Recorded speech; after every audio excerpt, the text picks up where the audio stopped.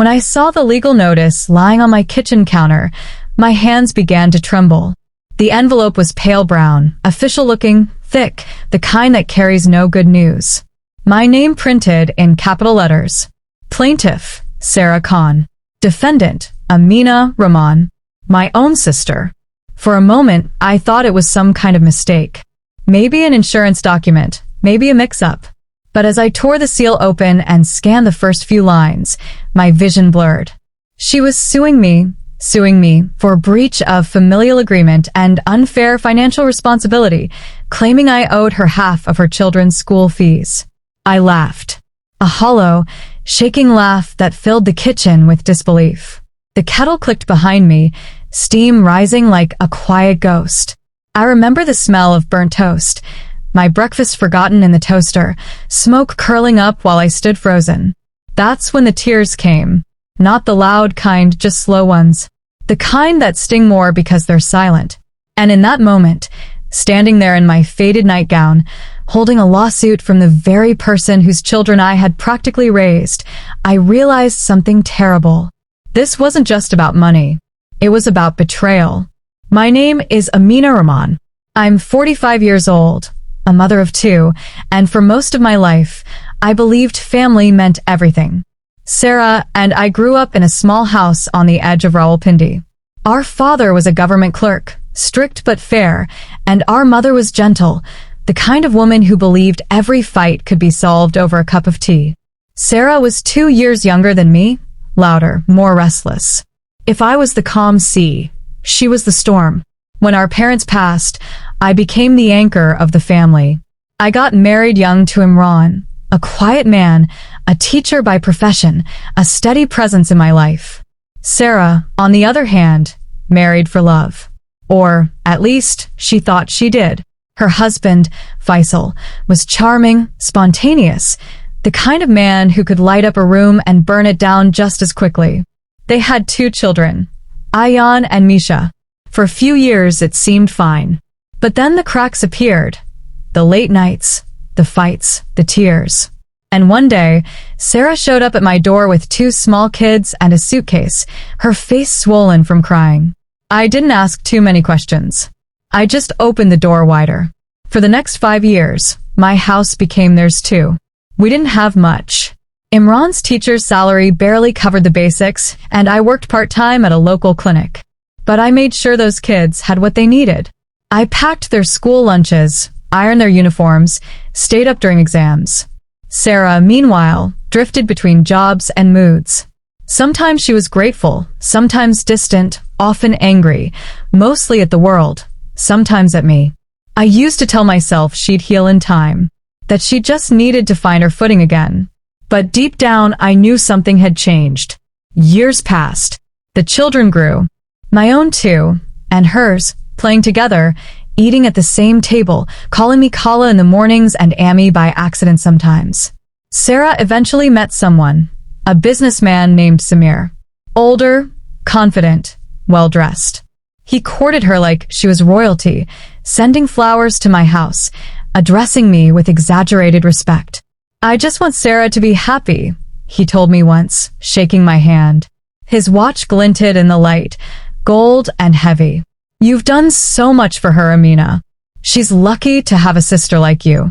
They married within 6 months. I remember the wedding vividly. The music, the laughter, the way Sarah looked radiant again, like the girl she used to be before life hardened her. She moved into a big house in Islamabad.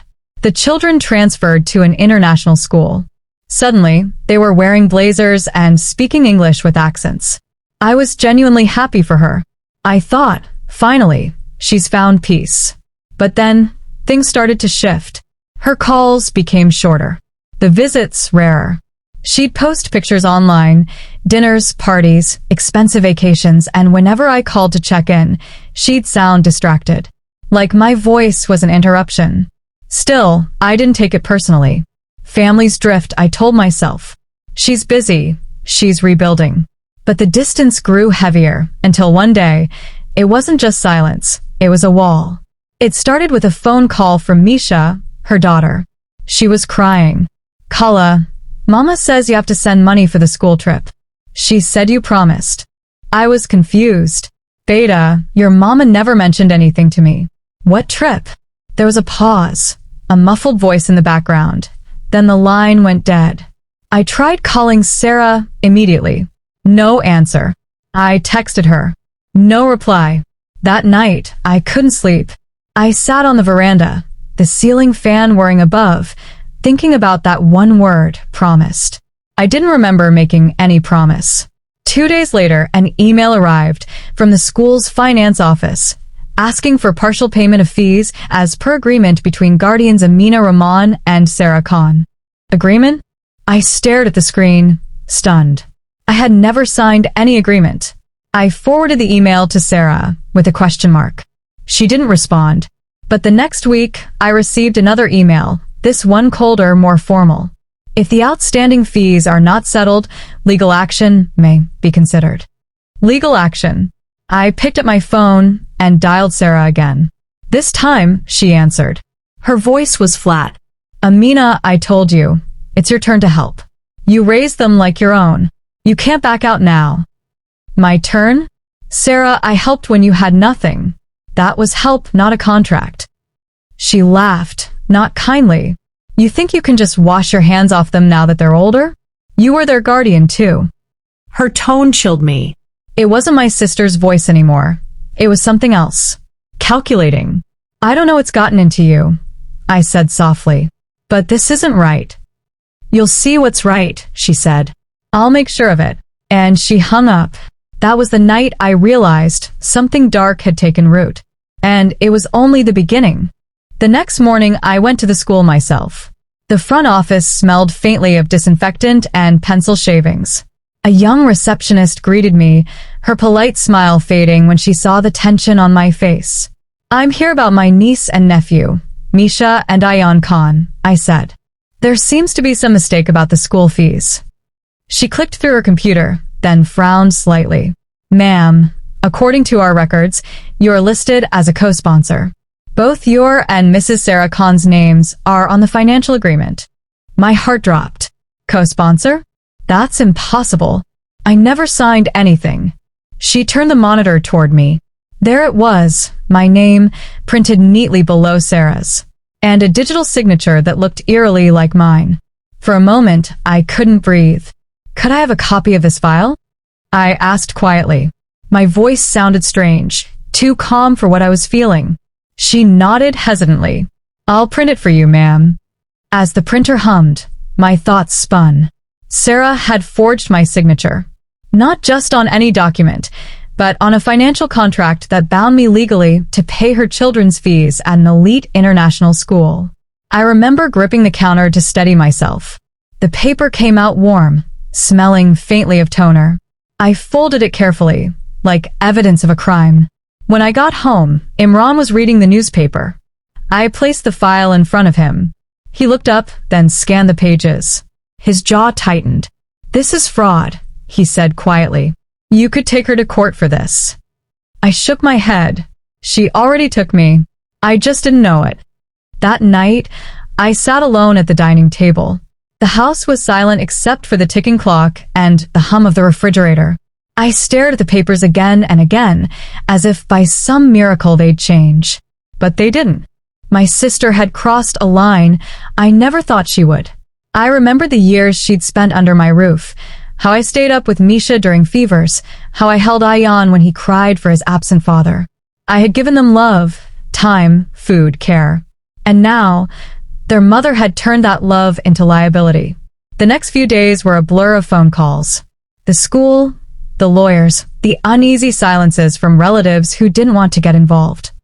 When Sarah finally called again, I was ready. Why, Sarah? I asked quietly. Why would you forge my signature? She sighed, her tone dripping with weariness. Amina, don't make this dramatic. You said yourself, we're family. You raised my kids like your own. What's a little help now? That's not help, I said. That's deceit. Deceit, she repeated, laughing bitterly. You think you're some saint? You loved being the savior, didn't you? Everyone praising Amina, the perfect sister, the perfect aunt. Her words cut deep, sharper than any court paper. I wanted to shout, to defend myself, but something in her voice stopped me. It wasn't just anger. It was resentment, years of it. Maybe I did enjoy helping, I said softly. Because I loved you, Sarah. Because I wanted you to have what I never did, freedom. But you're twisting it into something ugly. She went quiet for a moment. Then she said coldly, "You owe me, Amina. You owe me for those years when I had nothing. When you made me feel small under your roof. I'm just taking what's mine." Click. She hung up.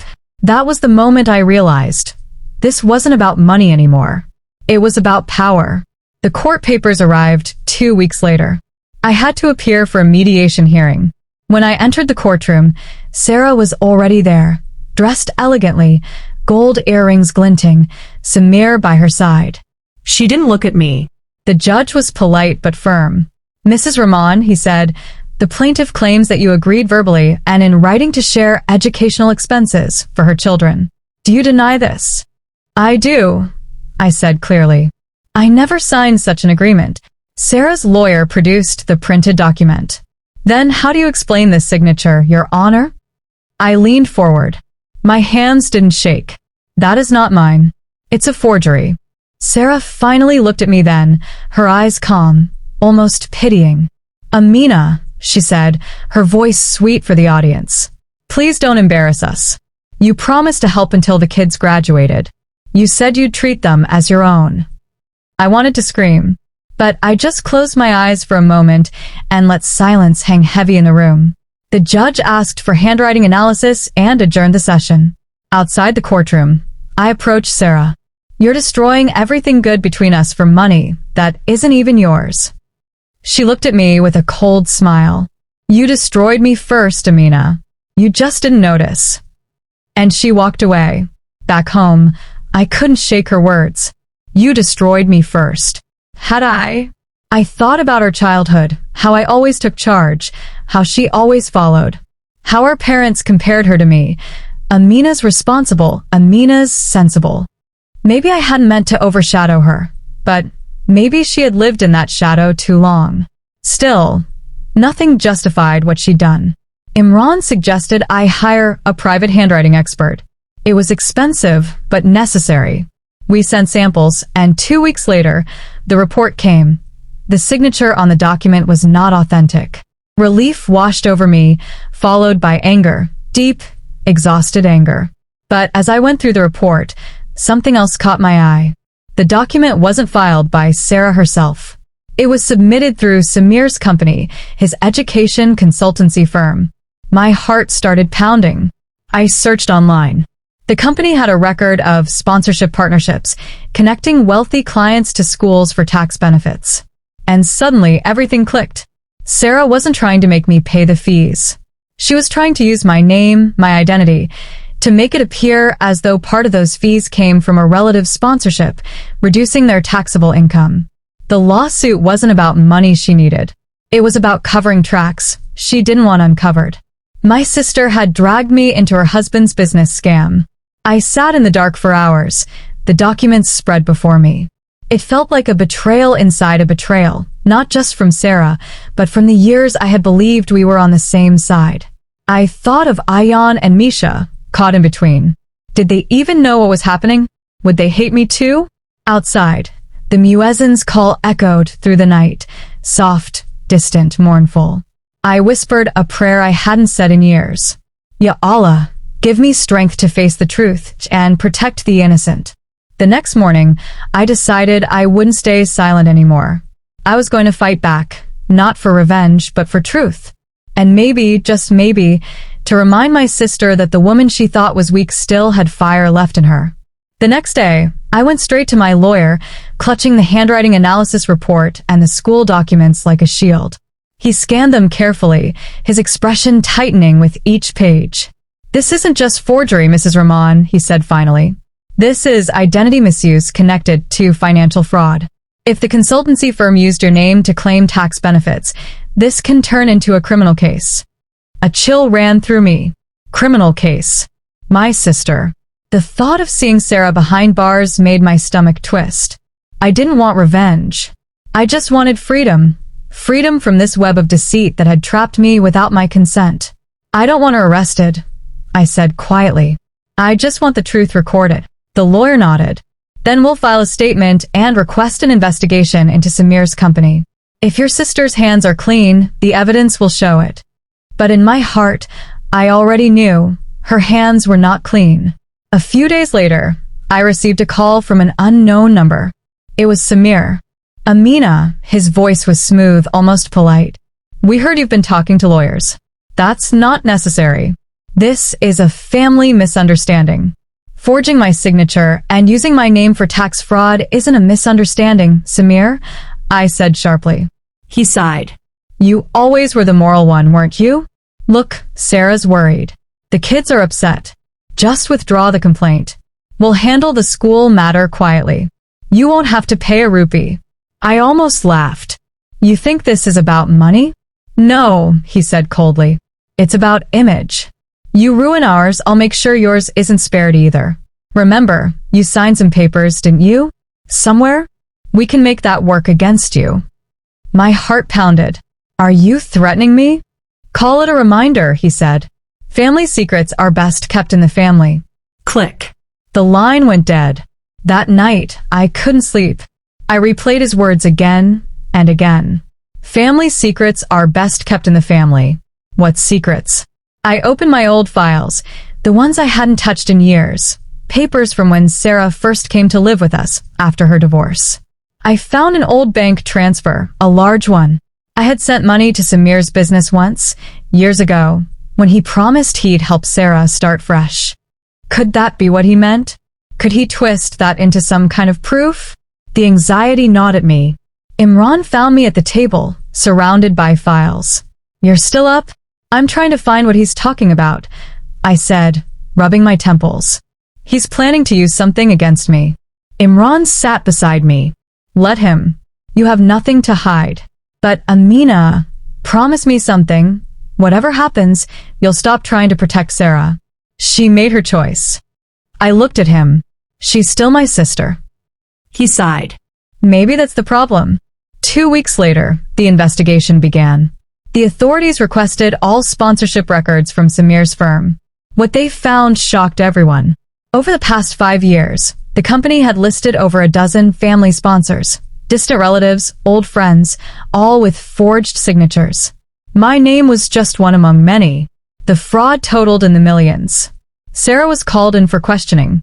I waited outside the office when she arrived, her face pale but defiant. She stopped when she saw me. Why are you doing this? She asked, her voice trembling between anger and fear. I'm not doing anything, I said softly. The truth is.